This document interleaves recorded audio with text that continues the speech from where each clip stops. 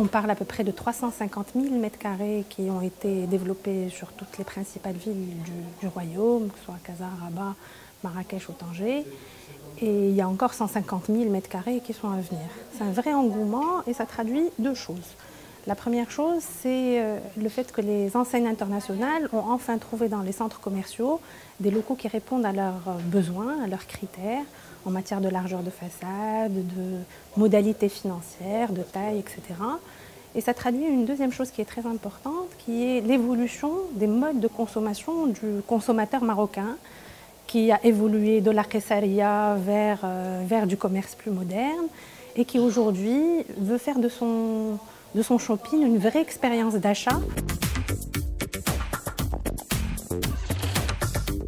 On gère en fait toutes les relations du propriétaire avec les parties prenantes du mall.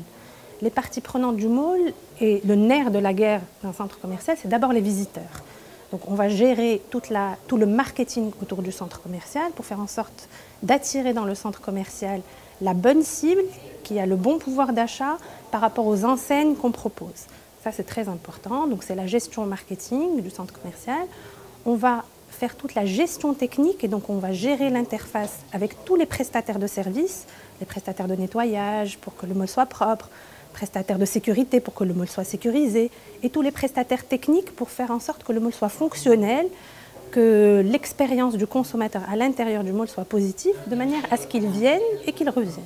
Et enfin toute la relation avec les locataires à double titre, d'abord pour gérer toutes les réclamations, être à leur côté, les accompagner pour qu'ils puissent se développer à l'intérieur du mall et s'assurer qu'ils respectent le règlement intérieur du centre commercial.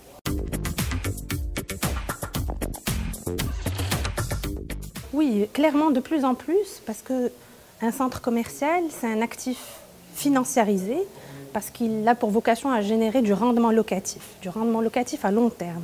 Pour pouvoir générer un rendement locatif à long terme, il faut arriver à créer un cycle vertueux dans lequel on a de plus en plus de clients qui viennent à l'intérieur du mall, qui consomment de plus en plus, de manière à ce que les enseignes qui sont à l'intérieur du mall fassent le plus de bénéfices, de manière à ce qu'ils puissent payer leur loyer à l'investisseur.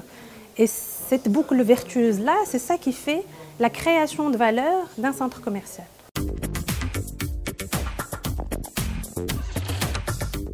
Il y a deux voies de développement. La première, déjà, c'est de pourvoir chacune des grandes villes au Maroc, ville principale et ville secondaire d'un centre commercial. Et il y a une autre aussi voie de développement qui est de plus importante, c'est le développement des retail parks.